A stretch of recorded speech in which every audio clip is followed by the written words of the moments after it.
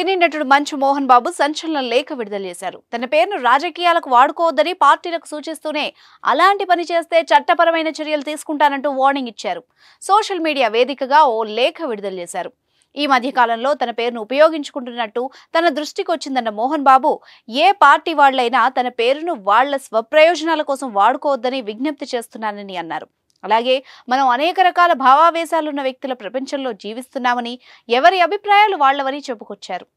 మీ business విస్తరించాలనుకుంటున్నారా? మార్చి 16-17 హైటెక్స్ లో franchise India biggest ఫ్రో expo. ప్రతి ఒక్కరికి వ్యక్తిగత అభిప్రాయాలు ఉంటాయన్న మోహన్ బాబు, అది వారి వారి వ్యక్తిగతమని లేఖలో పేర్కొన్నారు. చేతనైతే నలుగురికి సాయపడ్డంలో దృష్టి పెట్టాలి గాని, సంబంధం లేని వాళ్లను రాజకీయ పార్టీల్లోకి, వారి వారి అనుబంధ సంస్థల్లోకి తీసుకురావడం బాధాకరమన్నారు.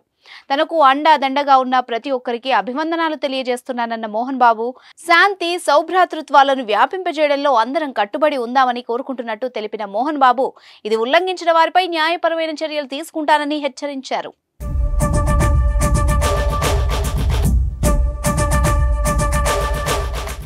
హెరిటేజ్ సంస్థ చంద్రబాబుది కాదని మోహన్ బాబుది అంటూ సంచలన వ్యాఖ్యలు చేశారు పోసాని కృష్ణమురళి. ఈ విషయం తనకు తప్ప మిగతా వాళ్లకు పెద్దగా తెలియదని చెప్పుకొచ్చారు. మోహన్ బాబును మోసం చేసి హెరిటేజ్ సంస్థలు తీసుకున్నారని, ఈ విషయం అబద్ధమని అనుకుంటే తనకు నార్కో టెస్ట్ చేయించాలని సవాల్ చేశారు.